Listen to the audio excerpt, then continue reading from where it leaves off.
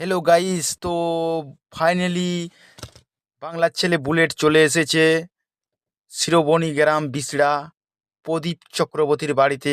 আজ উদয়হস্ত মহাযজ্ঞ শুরু হবে কিছুক্ষণের মধ্যে। তো গাইস, তার আগের ভিউটা আপনাদেরকে দেখাচ্ছি। তো ভিউটা দেখুন। তো ভিতরে যাওয়া যাক।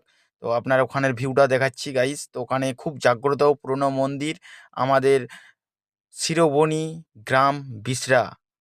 তো এখানে খুব জাগ্রত মন্দির, মায়ের মন্দির।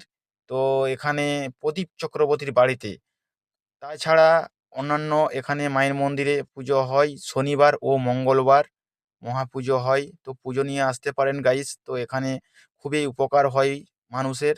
তো এখানে দেখতে পাচ্ছ খুব আয়োজন নেমেছে এ হরি মন্দির। তো এখানে নাম চলছে, হরিনাম চলছে। এখানে দেখতে পাচ্ছ ঠাকুর মশাইরা সবাই রেডি করছে যজ্ঞের জন্য।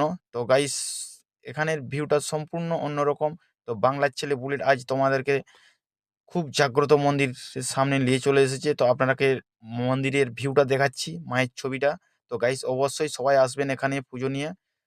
তো এখানে অনেক বিভিন্ন রকমের কাজ হয়, অনেক রোগ মুক্ত হয় মায়ের মন্দিরে, এবং মানত করতে হবে, সেই মানত পূরণ করতে হবে।